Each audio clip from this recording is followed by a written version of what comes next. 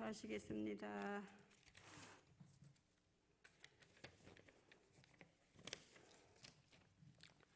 하나님 아버지, 만세 전부터 저희를 사랑하여 주셔서 예수 그리스도를 보내주신 것을 감사드립니다. 예수님의 십자가를 통해서 저희 죄를 사해 주시고 자녀 삼아 주시고 주님과 교제하게 해주시니 너무너무 감사합니다. 이 밤도 3일 예배를 드리게 하시니 감사드립니다. 하나님, 우리 절교를 축복하여 주셔서 배가로 봉하는 교회가 되게 하시고 하나님 보시기에 좋은 교회가 되게 하옵소서. 또 담임 목사님 영육간에 강건하게 하시고 목회 사역을 감당하실 수 있도록 주님 도와 주시옵소서. 이 시간 또 신동재 목사님 말씀을 전하실 때에 은혜 받고 거듭난 삶을 살게 하시고 성령 충만한 주님의 자녀가 다 되게 하여 주시옵소서. 이 시간도 주님의 함께 하심을 감사드리오며 예수님 이름으로 기도하였습니다.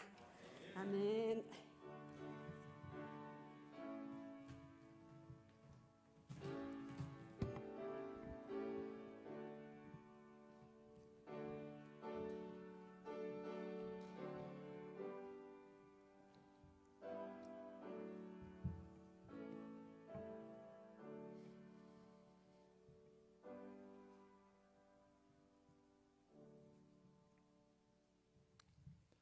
모두 자리에서 일어서 주시길 바랍니다.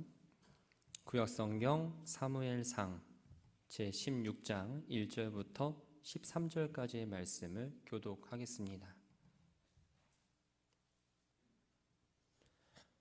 16장 1절 말씀입니다. 여호와께서 사무엘에게 이르시되 내가 이미 사울을 버려 이스라엘 왕이 되지 못하게 하였거늘 내가 그를 위하여 언제까지 슬퍼하겠느냐. 너는 뿔에 기름을 채워 가지고 가라. 내가 너를 베들레헴 사람 이새에게로 보내리니 이는 내가 그의 아들 중에서 한 왕을 보았느니라 하시는지라.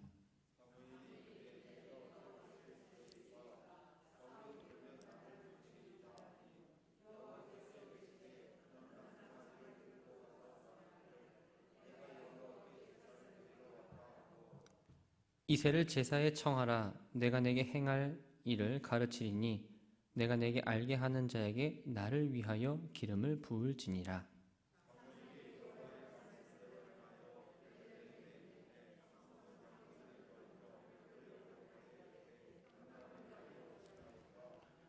이르되 평강을 위함이니라. 내가 여호와께 제사하러 왔으니 스스로 성결하게 하고 와서 나와 함께 제사하자 하고 이새와 그의 아들들을 성결하게 하고 제사에 청하니라.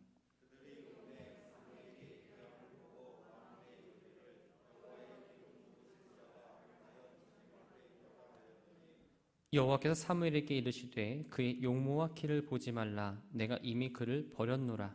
내가 보는 것은 사람과 같지 아니하니 사람은 외모를 보거니와 나 여호와는 중심을 보느니라 하시더라.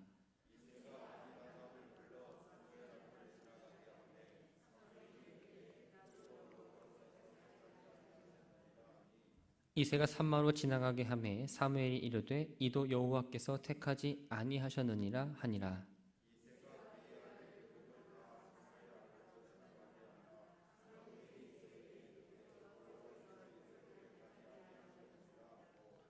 또 사무엘이 이새에게 이르되 내 아들들이 다 여기 있느냐. 이새가 이르되 아직 막내가 남았는데 그는 양을 지키나이다. 사무엘이 이새에게 이르되 사람을 보내어 그를 데려오라. 그가 여기 오기까지는 우리가 식사 자리에 앉지 아니하겠노라.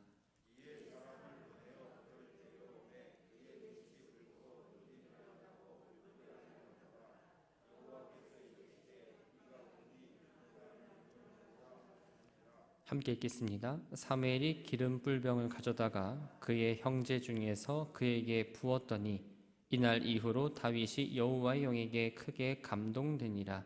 사무엘이 떠나서 라마로 가니라. 아멘. 자리에 앉으시기 바랍니다.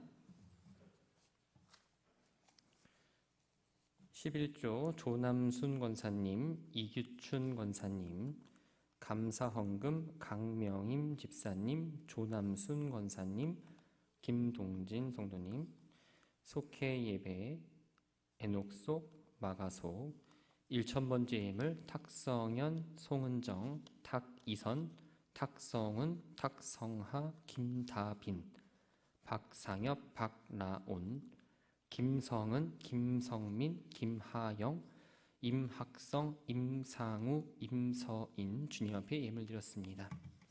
은혜로우신 주님, 추수감사주의를 보내고 3일의 시간을 살면서 감사의 제목들을 찾으며 걸어왔습니다. 눈에 보이고 내 손에 잡히고 그런 것들만 감사하며 살았지만 삶의 작은 부분 하나하나가 주님의 손길이 미치지 않은 곳이 없었음을 이 시간 고백합니다. 새로운 날을 선물로 주시고 또 이 저녁에 나와 예배함으로 하루를 돌아보게 하시니 감사를 드립니다. 우리 안에 감사의 고백이 가득하기를 소망합니다.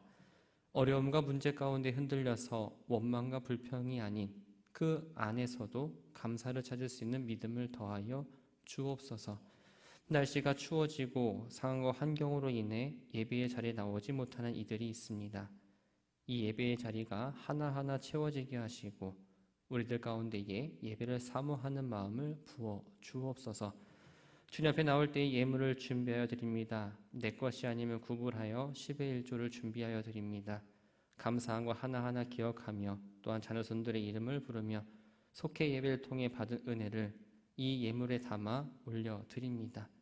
예물뿐만 아니라 이 안에 기도 제목도 함께 담아 올려드리오니 주님께서 예물을 흡양하여 주시고 기도의 제목은 들어주셔서 하나님의 때에 선하게 응답하여 주옵소서. 말씀을 전하고 듣습니다. 주신 말씀을 새기고 세상 속에서 믿음을 지키며 나아가는 데에 부족함 없게 하옵소서. 예수님의 이름으로 기도합니다. 아멘.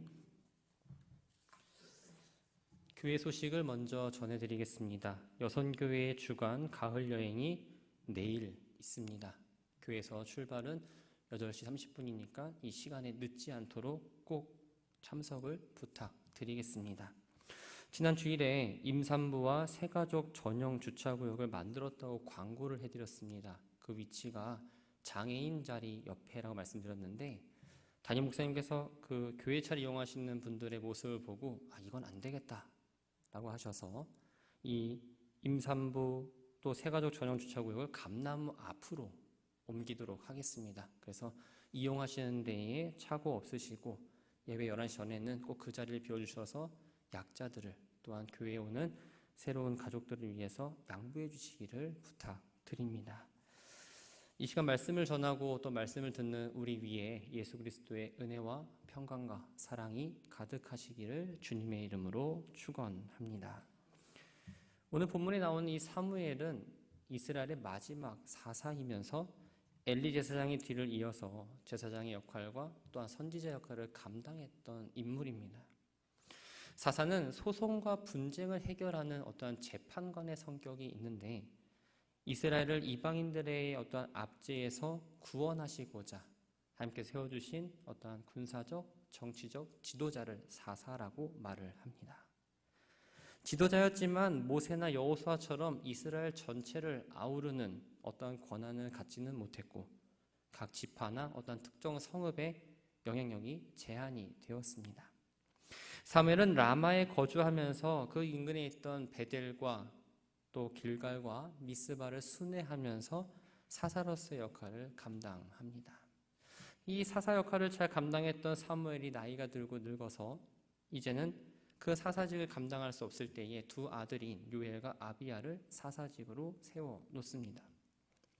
그런데 아들들이 사무엘과는 다르게 뇌물을 취하고 불의를 하면서 사무엘과 전혀 다른 길을 걸어갑니다. 백성들은 그들의 다스림을 반대하기 시작합니다.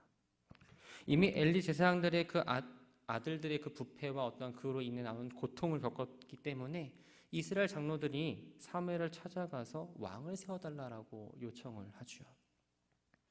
왕을 세워달라는 분명한 이유가 있었습니다. 근데 그 이유를 조금 더 살펴 들어가 보면 근본적인 이유는 따로 있었습니다. 현재 이스라엘은 지파 동맹 체계입니다. 그러다 보니까 다른 나라랑 어떤 외교적인 문제에 있을 때 좀 불리한 입장에 있을 수밖에 없었습니다. 그리고 주변 나라가 침략을 할 때 또 일사불란하게 빨리 또 대처할 수 있는 상황이 안 됐습니다. 국가가 위기의 순간에 처할 때마다 사사들이 일어나서 이스라엘을 구원하고 이렇게 도와주었지만 백성들은 그보다 다른 나라로부터 침입을 받지 않는 강한 나라를 꿈꿨던 겁니다. 그래서 이스라엘 백성들의 바람대로 이루어지려면 왕이 있고 그 왕이 지배하는 어떠한 중앙 집권적인 그 체제가 있어야 한다라고 생각을 했습니다. 반대로 사무엘은 이 왕을 세우는 게 하나님의 통치를 거부하는 거다라면서 그들의 이야기에 반대를 합니다. 하지만 이스라엘 장로들은 아주 강하게 왕정을 요청했습니다. 이스라엘 장로들의 어떠한 왕정 요구가 겉으로 보면은 전혀 문제가 되어 보이진 않습니다. 그러나 그들의 마음 가운데에는 하나님을 향한 불신이 자리 잡고 있었습니다. 그래서 하나님은 사무엘상 8장 7절에서 나를 버려 자기들의 왕이 되지 못하게 함이니라 라고 말씀을 합니다. 하나님은 이스라엘 백성들의 어떤 요구를 들어주셨고 사무엘에게 장로들에게 요구를 들어주라고 말을 합니다. 그리고 이스라엘 왕이 될 사람을 하나님께서 직접 선택하시고 그 사무엘에게 기름을 부게 하는 등 이스라엘 어떤 요구에 적극적으로 응해 주셨습니다. 그래서 베냐민 지파의 기스의 아들인 사울에게 기름을 부어서 왕이 되었고 사무엘 하나님 말씀대로 왕의 제도를 마련하면서 이제 이스라엘 왕정 체제가 시작되었습니다. 하지만 오랫동안 이어진 어떠한 지파 동맹체계에 익숙해지다 보니까 이 사울을 인정하는 게 쉽지 않았습니다. 또 사무엘이 워낙 지도력이 좋았기 때문에 그것에 익숙한 사람들이 사울을 이렇게 신뢰하지 않았던 겁니다. 그래서 백성들 가운데에서는 이 사람이 어떻게 우리를 구원하겠냐라면서 사울을 인정하지 않는 사람들도 있었습니다. 그런데 이 사울이 지도력을 인정받을 수 있는 좋은 기회가 하나 있었습니다. 고대 국가는 이 왕의 지도력을 인정받으려면 전쟁을 통해서 가능했습니다. 그때 암몬과의 전쟁이 일어납니다. 암몬 족속이 요단 동편에 정착한 이 므낫세 지파에 속한 길앗 야베스를 공격을 했고 이 소식에 사울은 온 이스라엘 지파에다 연락을 해서 군대를 이끌고 암몬을 쳐부수게 됩니다. 그러면서 지도력을 인정받고 이 길갈에서 왕으로 공식 취임을 하며 왕으로서의 역할을 감당하기 시작을 하죠. 사울이 즉위할 때만 해도 하나님의 주권을 인정할 줄 알았습니다. 하나님의 뜻에 따라서 왕의 역할을 잘 감당합니다. 그러나 즉위한 지 2년밖에 되지 않은 때부터 초심을 잃어버리고 하나님보다는 자기를 앞세우는 자세를 보이기 시작합니다. 결국 하나님께서는 사무엘상 15장 11절에서 내가 사울을 왕으로 세운 것을 후회하노니 그가 돌이켜서 나를 따르지 아니하며 내 명령을 행하지 아니하였다라고 말씀을 합니다. 처음과 달리 하나님의 말씀에 순종하지 않았던 이 사울의 모습을 보고 사무엘은 낙심이 됐고 결국 사무엘은 죽는 날까지 사울을 다시 보지 않았습니다.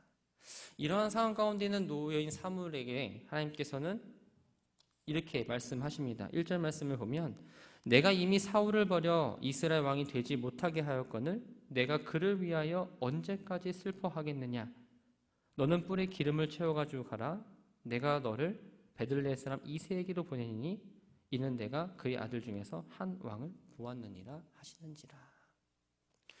사무엘에게 사울 때문에 더 이상 괴로워하지 말라라고 하나님께서 위로의 말을 건네셨습니다.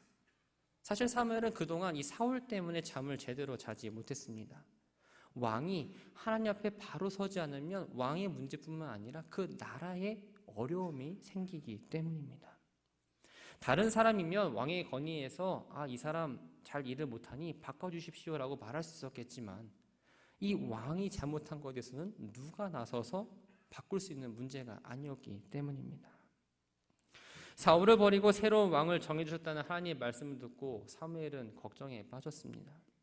아직 사울이 왕으로 있는데 다른 왕을 세울 거라는 이야기를 들으면 자신을 죽일 거라는 이야기를 합니다. 그러나 하나님은 구체적으로 사무엘이 어떻게 해야 될지에 대해서 말씀해 주셨습니다. 암송아지를 끌고 가서 내가 여호와께 제사를 드려왔다고 말해라. 이새를 초청하고 거기서 왕이 될 사람을 일러주겠다. 사무엘은 분명 두려웠을 겁니다. 그러나 자신의 생각을 온전히 내려놓고 하나님 음성에 귀 기울이고 그 말씀대로 순종을 하였습니다. 사랑하는 성도 여러분, 우리는 흔히 어려운 문제, 또 감당하기 어려운 문제를 만나면 걱정과 근심을 하게 됩니다. 자연스럽게 걱정할 수밖에 없습니다. 그 걱정이 끝나고 나면 이래서는 안 되고 저래서는 안 되고 하면서 해결책을 찾기 위해 시간과 노력을 아끼지 않습니다.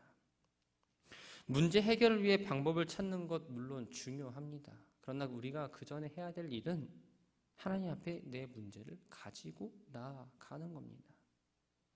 이 문제를 가지고 하나님 앞에 열심히 기도하고 하나님께 하나님 뜻이 무엇입니까를 여쭤보면서 주여 말씀하시옵소서 종이 듣겠나이다는 그 믿음의 자세를 가지고 하나님의 음성을 듣기 위해서 꾸준히 기도해야 한다는 겁니다. 왜냐하면 하나님께서는 내 발의 등불이 되어주시고 어둠 가운데의 빛으로 보여주시는 소망의 말씀을 우리들에게 들려주시기 때문입니다. 사무엘이 사울 왕 때문에 괴로워할 때 하나님께서는 가만히 계시지 않으셨습니다. 이미 새로운 왕을 예비해 두셨습니다. 하나님은 우리의 생각 너머에서 일하시는 분입니다. 그 생각을 알려면 하나님께 문을 두드려야 됩니다. 그 문을 두드리는 방법이 바로 기도라는 거죠. 고통 가운데 있는 나의 모습을 그냥 외면하지 않으십니다. 내가 하나님께 부르짖고 하나님을 찾을 때에 하나님은 나의 음성을 들으시고 하나님은 나를 향한 계획을 하나하나 준비하고 계십니다. 열왕기상 17장에 보면 엘리야가 숨을 곳이 없어서 염려하고 있을 때에 하나님께서 사르밧 과부에게 명령해 두었다라고 말씀하셨습니다. 또 사도행전 16장을 보면 이 바울이 아시아로 가고자 하고 비두니아로 가고자 했지만 하나님의 계획 가운데에서는 이 바울이 마게도냐로 가는 것을 이미 정해놓고 계셨습니다. 엘리야와 바울이 하나님을 향한 온전한 믿음이 없었다면 그들은 하나님께서 예비하셨다 할지라도 그 음성에 순종하지 않았을 겁니다. 그러나 그들은 믿음으로 하나님의 말씀을 순종했습니다. 사무엘도 마찬가지입니다. 하나님께서 말씀하신 대로 순종하고 그것대로 일을 행했습니다. 그런데 사무엘의 어떤 모습을 좀 가만히 보면 음성을 듣고 행했지만 모든 걸 다 알고 행한 건 아니었어요. 이 일을 행함에 있어서 내가 어떻게 보호를 받을 것이며 안전하게 일할 것이며에 대한 얘기는 나오지 않습니다. 그리고 이세의 아들 가운데에 정해놨다고 했지 누구다라고 분명하게 말씀하시지는 않으셨어요. 그래서 이세의 장자인 엘리압을 보고 나서 하나님께서 예비하신 자라고 사무엘은 착각을 했던 겁니다. 우리가 걸어가는 이 믿음의 길은 모든 걸 다 알고 확신을 갖고 당당하게 걸어가는 길은 아닙니다. 히브리서 11장 8절을 보면 믿음으로 아브라함은 부르심을 받았을 때에 순종하여 장래의 유업으로 받을 땅에 나아갈새 갈 바를 알지 못하고 나아갔다라고 기록을 합니다. 믿음의 길은 모르는 길, 또 내가 가보지 않은 길을 하나님 말씀에 순종하면서 걸어가는 길이 바로 믿음의 길입니다. 내 눈에 확실히 보이고 내가 한번 갔던 길이고 내가 알고 잡는 길이라면 그건 믿음이 아니라는 거예요. 하나님께서 말씀하시고 말씀하신 대로 선한 길로 인도하시며 또 그 말씀하신 대로 이루어질 것을 알고 나아가는 게 바로 믿음입니다. 지금 눈앞에 보이지 않는다고 뭔가 내가 알지 못한다고 답답할 수는 있지만 하나님 향한 원망과 어떠한 불만을 토로하기보다는 하나님 앞에 묵묵히 나아가서 기도하시기 바랍니다. 하나님께 노크를 할 때 하나님은 그 음성을 반드시 들어주십니다. 하나님의 음성에는 불안한 마음을 잠재워줄 평안이 담겨 있습니다. 하나님 말씀에는 합력하여서 선을 이뤄나가는 하나님의 계획이 분명하게 담겨 있습니다. 바라고 소망하는 건 하나님의 음성에 귀 기울이는 성도가 되기를 바랍니다. 하나님의 음성을 귀 기울이려면 우리는 기도해야 합니다. 예배의 자리에 나와야 합니다. 하나님을 찾아야 합니다. 하나님께서 말씀하실 때에 기다려야 합니다. 그 뜻을 들었으면 토달지 말고 순종함으로 그 믿음의 길을 잘 걸어가는 저와 여러분이 되기를 주님의 이름으로 축원합니다. 사무엘이 하나님 말씀대로 왔습니다. 제사를 드리러 준비하여 베들레헴에 이르자 베들레헴에 있던 성읍에 있던 이 장로들이 사무엘을 마중 나옵니다. 그러면서 무슨 일로 왔냐고 물어봤습니다. 아마도 이 베들레헴에 있던 사람들은 사무엘이 방문한 게 자신들이 뭔가 잘못해서 자기들을 꾸짖거나 책망하러 온 건가라는 생각이 있었기 때문에 물어봤던 거예요. 근데 그들의 생각과는 다르게 사무엘은 평강을 위함이라고 말합니다. 사무엘의 말한 평강은 겉으로는 하나님께 제사를 드리는 의미가 있지만 실제로는 하나님 이스라엘의 새로운 왕에게 기름을 붓고자 하는 그 일을 감당하기 위해서 왔습니다. 성읍의 장로들에게는 제사에 참여하기 위해 스스로 성결하라고 지시를 했고 이새와 그 아들들은 사무엘이 직접 성결하기 위해서 이 제사에 참여하게 합니다. 이새와 그의 아들들이 제사를 드리러 오는데 맏아들 엘리야를 보고 사무엘이 너무나 흡족해합니다. 그러면서 여호와의 기름 부으실 자가 과연 주님 앞에 있도다라고 말을 합니다. 앞서서 하나님께서 이새 아들 가운데 누구다라고 정확하게 말씀하시지 않았기 때문에 사무엘은 나름대로 그 왕을 보는 기준이 있었어요. 과거 사울에게 기름을 부을 때에도 용모가 탁월했던 그 경험을 살려서 기준을 삼고 엘리압을 하나님께서 정하신 왕이라 생각했던 겁니다. 그러나 하나님은 생각과 다르게 이렇게 말씀하시죠. 사람은 외모를 보거니와 나 여호와는 중심을 보느니라. 사울의 외모가 되게 준수했습니다. 키도 컸습니다. 왕으로 보이기에 손색이 없었습니다. 그러나 이 사울이 왕이 돼서 하는 행동을 보면 하나님께 불순종했고 자기 뜻대로 행함으로써 실패한 왕이 되고 말았습니다. 이새는 제사에 참석하러 온 아들들을 나이 순서대로 하나씩 사무엘 앞에 보입니다. 하나님께서 예비하신 왕은 외모가 출중한 엘리압도 아니었고 둘째 아비나답도 아니었고 셋째 삼마도 아니었고 7 아들 모두 아니었습니다. 사무엘이 이새에게 그의 아들들이 다 참석했는지 묻습니다. 그러자 이새가 막내 아들이 빠졌다라고 이야기합니다. 다윗은 아버지 이새가 사무엘이 청한 이 제사의 자리에 어울리지 않는다고 판단했던 아들입니다. 형들이 사무엘의 요청에 따라 제사를 지내러 왔을 때에 이 다윗은 혼자서 그 양을 지키고 있었습니다. 사무엘은 생각했습니다. 분명히 하나님께서 이새의 아들 가운데 왕이 있다 말씀하셨는데 그렇다면 그 막내 아들이 아닐까라는 생각을 했습니다. 그래서 사무엘은 이새의 막내 아들이 오기 전까지 식사를 하지 않겠다라고 단호하게 이야기합니다. 이새가 사람을 보내어 다윗을 불렀고 다윗이 사무엘 앞에 섰습니다. 그 모습을 사무엘은 이렇게 표현합니다. 그의 빛이 붉고 눈이 빼어나고 얼굴이 아름답더라. 이 앞에 문장만 보면 사무엘의 외적인 모습이에요. 저처럼 잘생겼을 수도 있습니다. 저 잘생겼어요. 얼굴빛이 붉습니다. 눈이 빼어납니다. 얼굴이 아름답습니다. 그런데 하나님께서 분명히 뭐라고 말씀하셨죠? 나는 외모를 보지 않고 중심을 본다라고 분명하게 말씀하셨습니다.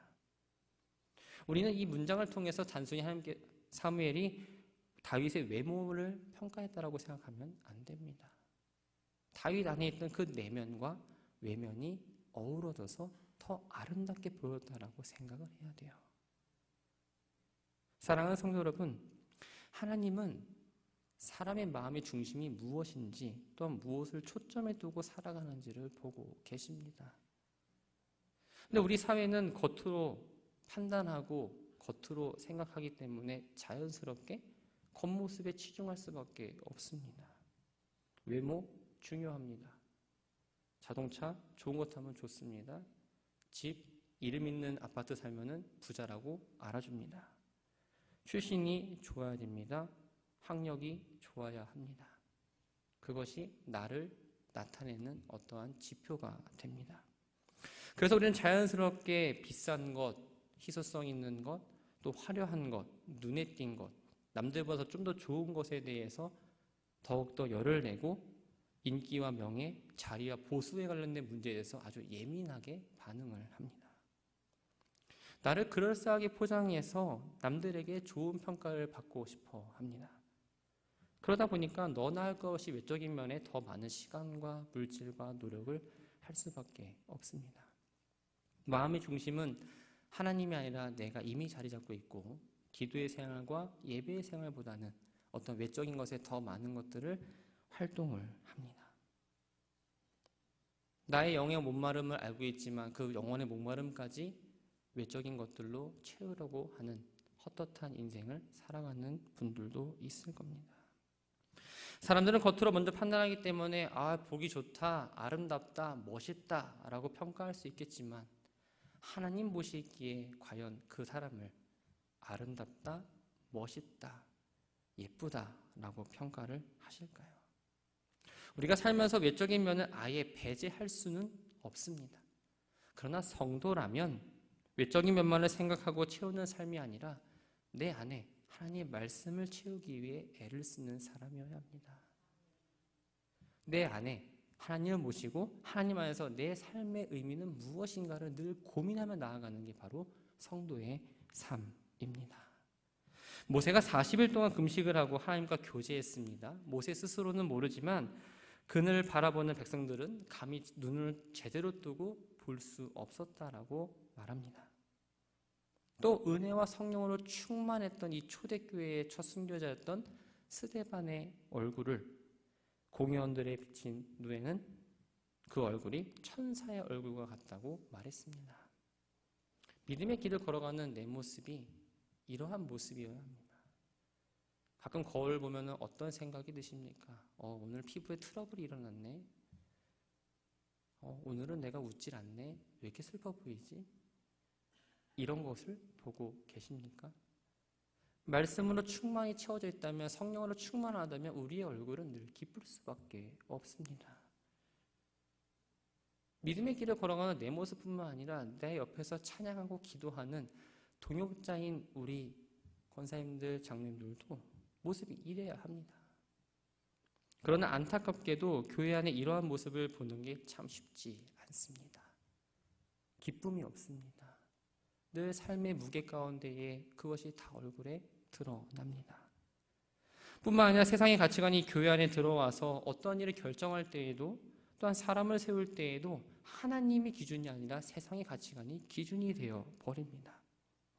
교회는 하나님의 머리가 되시고 이끈다 말씀하지만 내 생각이 이 교회 안에 적용되어야 합니다.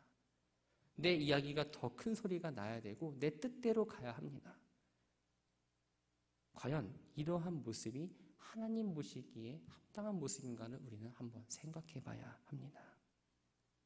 교회는 외모가 아닌 중심을 보시는 하나님의 시선에 따라 움직이는 공동체입니다.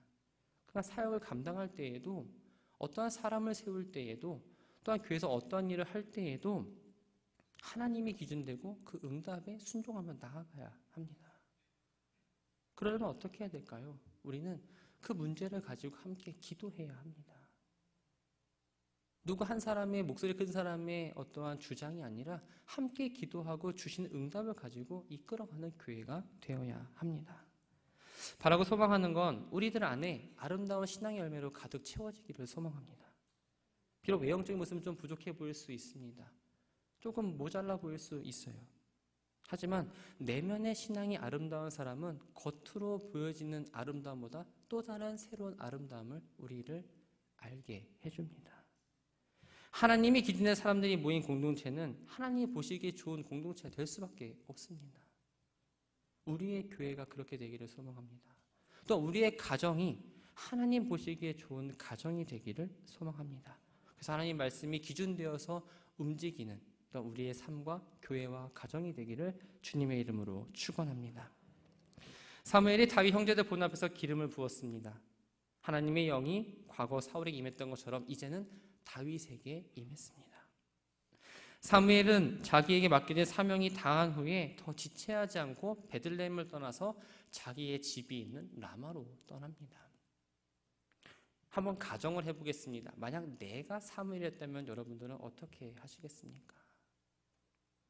아직 사울이 살아있는데 하나님 말씀대로 정말 다윗이 왕이 될까? 라고 의심할 수 있을 겁니다. 또 사울이 왕이 될 때에 나라의 기틀을 만든 것처럼 어떻게든 내가 다윗을 도와서 돕지 않으면 안 된다는 생각을 할 수도 있습니다. 그러나 사무엘의 모습을 보면 자기의 할 일을 다 한 후에 미련 없이 그 자리를 떠났습니다. 이후의 일에 대해서도 자신이 책임진다는 생각을 하지 않았습니다. 과연 사무엘이 책임감이 없어서 그 자리를 떠났을까요? 이 이후의 일에 대해서는 하나님께서 지시한 바가 없었기 때문에 자신에게 맡겨진 일을 충실히 신실하게 감당하고 돌아간 겁니다. 하나님 뜻에 순종했으면 내 생각은 더하지 말고 하나님께서 명하신 것까지만 잘 감당하고 그 결과는 온전히 하나님께 맡기는 자세가 필요합니다. 근데 우리는 가끔 하나님 일을 할 때 처음부터 끝까지 다 내가 책임지려고 할 때가 있어요. 심지어는 그 결과까지도 내가 주관하려 할 때가 있습니다. 그래서 그 일이 내 마음대로 되지 않으면 뭔가 마음에 어려움이 생깁니다. 혹은 내가 이렇게 했을 때 누군가 나를 비판하면 어떡하지라면서 움츠러들기도 하고 자책하기도 합니다. 그러나 우리는 그저 하나님 말씀하시는 대로 말씀하시는 데까지만 감당하면 됩니다. 바울은 고린도전서 3장 5절과 6절에서 이렇게 말합니다. 아볼로는 무엇이며 바울은 무엇이냐? 그들은 주께서 각각 주신 대로 너희로 하여금 믿게 할 사역자들이니라. 나는 심었고 아볼로는 물을 주었을 때 오직 하나님께서 자라게 하셨다.